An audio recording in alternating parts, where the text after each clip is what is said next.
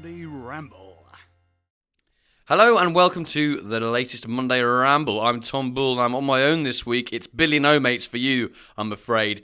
But what a weekend we had. The Storm, Dennis, battered Britain, it battered the racecourses, but somehow Ascot managed to find their feet and get racing on, which was, pretty tough going. The conditions were grueling, and Riders OnThe Storm produced a very nice performance in the BETFAIR Ascot chase.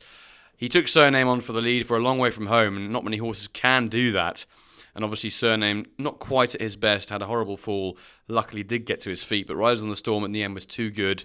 Traffic Fluid, a lovely ride from the rear, unfortunately fell at the last as well, but thankfully he is okay too. However, it's all about Riders OnThe Storm, who made a great comeback to the track after winning so well last time out at Ascot as well. He's now obviously really likes the track, and it's all roads leading to the Ryanair now under Sun Racing ambassador Sam Twiston-Davies, who really did give it a very good ride, and he's got this little message that he's recorded for us from the track. Obviously at Ascot today, absolutely delighted with how BALLY OPTIC won. Obviously intended target is now the National. He looked fairly well handicapped after his performance today. You know he stays well, and obviously having finished second in the Scottish National. He's got a bit of experience around there now from the Beecher, so one we'll really look forward to. Riders OnThe Storm, absolutely fantastic at Ascot today. Incredibly tough. Delighted to see all other horses and jockeys up okay.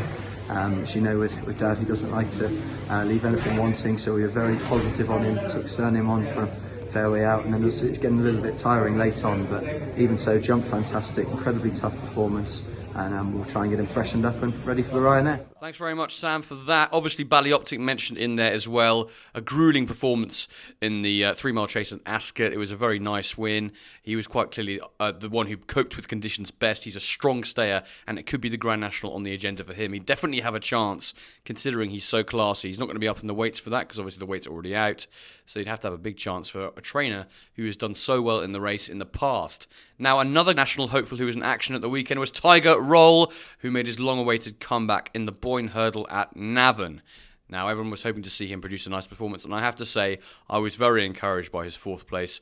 He travelled really well into the race and wasn't really asked too much by Keith Donoghue, and I think he's got a big chance if he continues to progress like he did last year.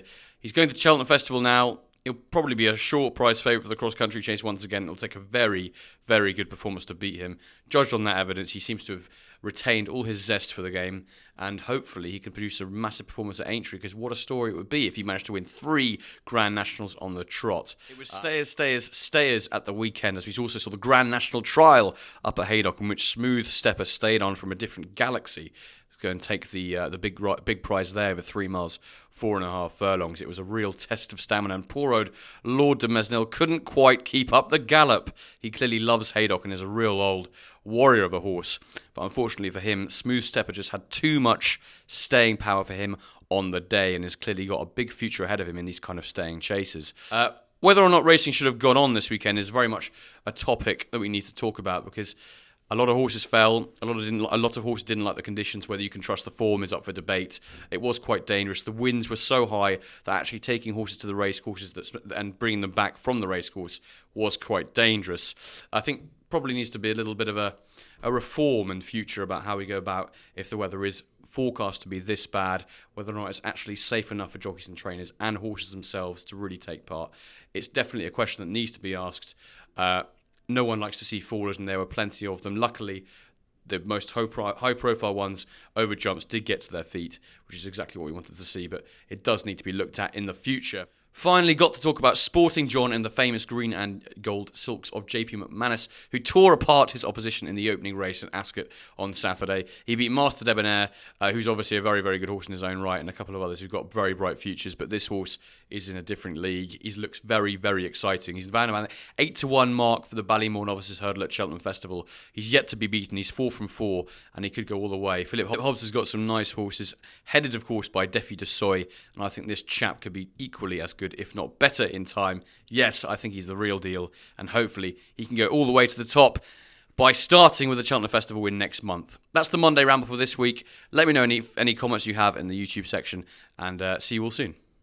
Love it.